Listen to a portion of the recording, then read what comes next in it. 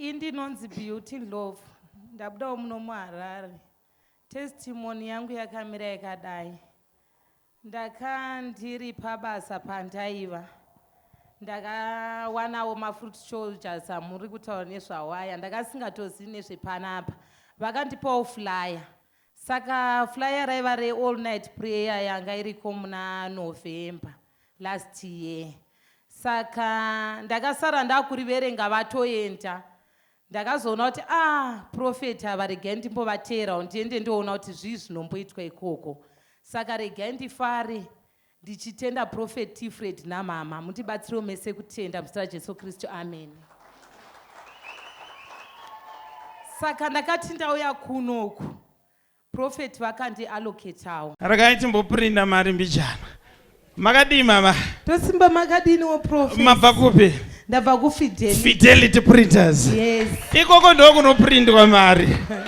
Inzwa nyaya dziri pano. Amen. Ndoda kuti Mwari akuitirei zvakanaka. Amen. Nokuti imi muri kuchema muhana dzenyu. Amen. Ndiri kuoneswa imi nemibvunzo yakawanda. Hallelujah. Kuti zvii zvakaitika. Ichokwadi. Makabereka vana vangani? Ndakabereka vana 2. Vana 2. One akashaika. Ichokwadi. Genuine. Yeah! Vandiallocata vakandiudza kuti indakandauya ndakandichangobva kushaikirwa nemwana wangu. Saka ndakakatyamara zvikuru vachingonditi mai Genuine. Ndakabva ndashaya kuti Genuine vamuziva sei. Apa ndakandiri pakuchema kuzhinji. Ndairira ende ndakandisina kana zororo. Ndichishaya kuti mwana wangu akashaya sei. Asi pandakauya ndakabva ndanyatsokuudzwa zvakanyatsoitika pamwana wangu Genuine. Vakaprofita naBelieve. Do you believe? Yes, I believe. Anonzi believe ndiani? Mwana wangu first born ariko Fidelity. Vakaprofita nemurume wangu.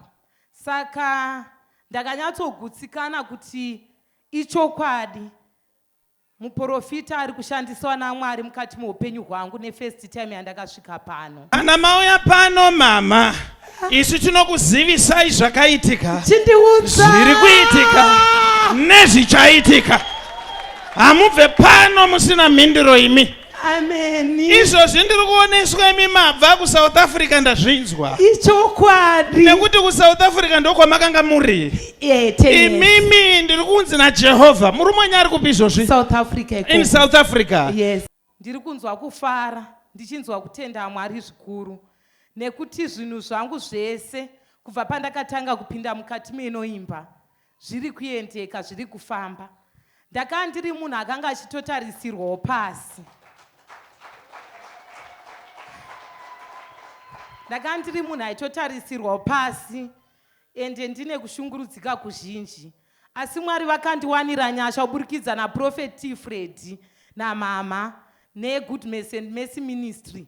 Ndichingouya kudai ndichiwandirwa nyasha naMwari, ndinotenda. Kana masvika panapa panonhongwa tsono. Mazvinzwa mama? Chokwadi. Kana tadzenonga kudai maona mataura ndandiriko kwaFred. Chokwadi.